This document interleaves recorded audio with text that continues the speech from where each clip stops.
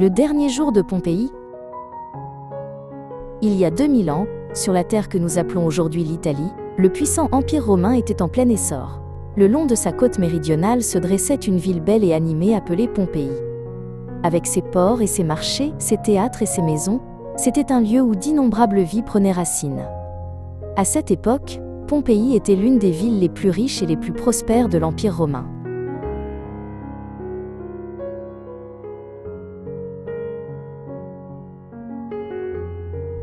À Pompéi vivaient des gens ordinaires, pas si différents de nous, chacun menant sa vie quotidienne.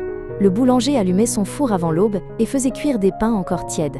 Au port, les pêcheurs nettoyaient le poisson fraîchement pêché et se préparaient pour la journée. Marchands et voyageurs commençaient leur matinée animée dans les rues pleines de vie.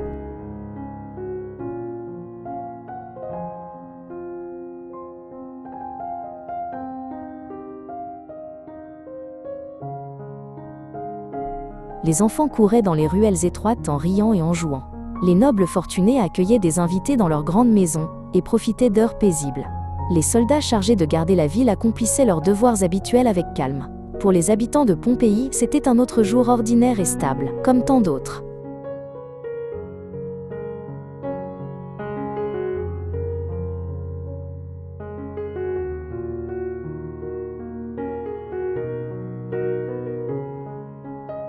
Non loin de la ville se dressait une grande montagne, appelée le Vésuve. Les gens de l'époque pensaient qu'il s'agissait d'un volcan éteint depuis longtemps. Très peu comprenaient réellement à quel point un volcan pouvait être dangereux et destructeur. Personne n'imaginait la grande catastrophe qui allait arriver.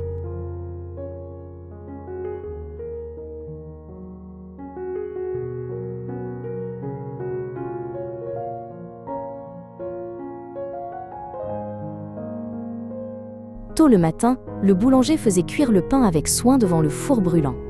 La bonne odeur du pain se répandait dans les rues et attirait les passants. Au port, les pêcheurs raccommodaient leurs filets et vérifiaient leurs bateaux pour la journée à venir. Tout cela formait une scène familière et ordinaire, répétée chaque jour à Pompéi.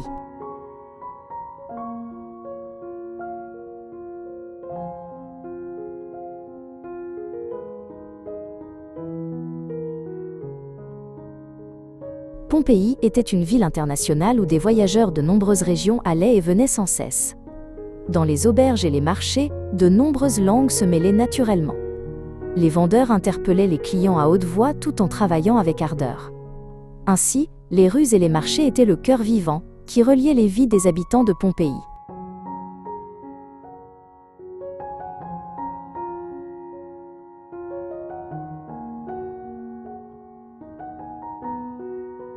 Un jour, des signes étranges et inexplicables commencèrent à apparaître dans toute la ville. Le sol tremblait légèrement de temps à autre et des bruits inconnus se faisaient entendre. Le ciel semblait lui aussi devenir inhabituellement sombre et lourd. Mais la plupart des gens pensaient que cela passerait et n'y prêtaient guère attention.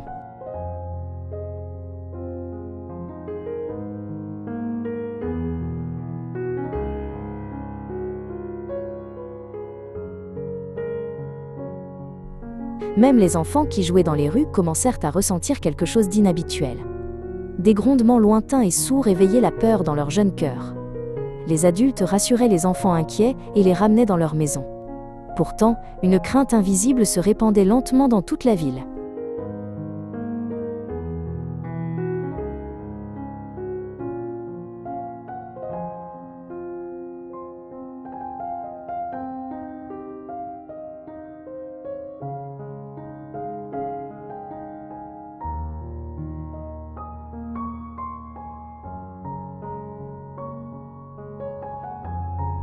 Les soldats chargés de la sécurité de la ville sentirent que quelque chose n'allait pas. Les visages des gens dans les rues montraient une anxiété croissante. Les soldats faisaient de leur mieux pour maintenir l'ordre, mais la confusion augmentait. Enfin, on vit clairement une fumée noire s'élever du sommet du Vésuve.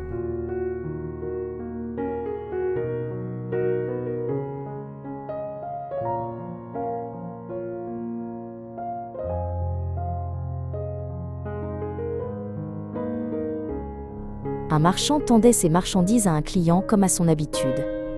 Soudain, une cendre grise commença à tomber du ciel comme une neige lente. Les gens, pris de surprise, se hâtèrent de fermer leurs boutiques et de rentrer chez eux. la routine paisible de la vie quotidienne commença à se fissurer.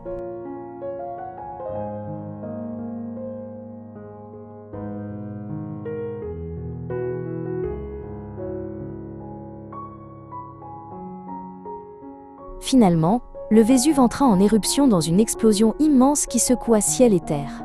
Des cendres brûlantes et une fumée noire couvrirent rapidement tout le ciel.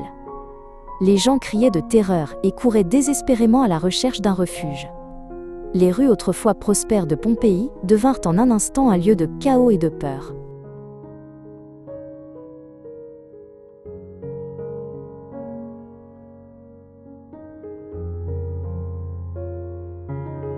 Voyageurs et marchands, pêcheurs et nobles, tous affrontèrent la même terreur extrême.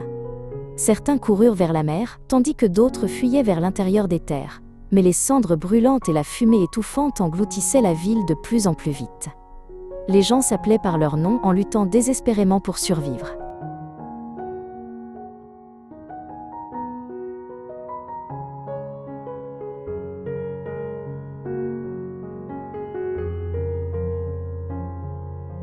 À la fin, Pompéi fut entièrement ensevelie sous des couches de cendres volcaniques de plusieurs mètres.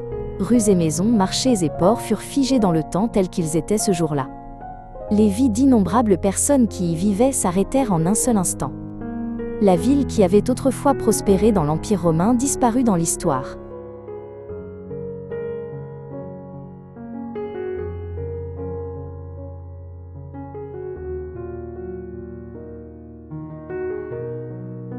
Au fil de centaines d'années, les souvenirs de Pompéi s'effacèrent peu à peu.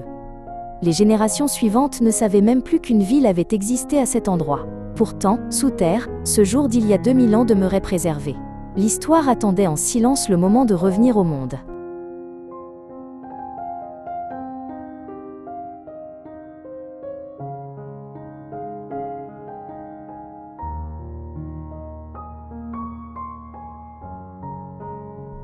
Après un long passage du temps, des archéologues commencèrent enfin à mettre au jour la ville oubliée. Maisons et rues, fresques et objets du quotidien étaient étonnamment bien conservés. Grâce à ces découvertes, les chercheurs reconstituèrent avec clarté la vie réelle des habitants de Pompéi. Le passé, longtemps endormi, devint un témoin précieux pour le monde moderne.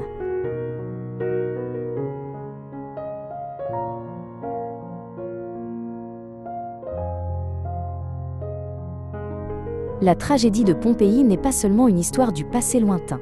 Les personnes qui y vivaient étaient des êtres réels, avec des rêves et des espoirs comme les nôtres. Leur histoire nous enseigne que les êtres humains doivent toujours rester humbles face à la puissance de la nature. Se souvenir du passé et en tirer des leçons est le premier pas vers un avenir plus sûr.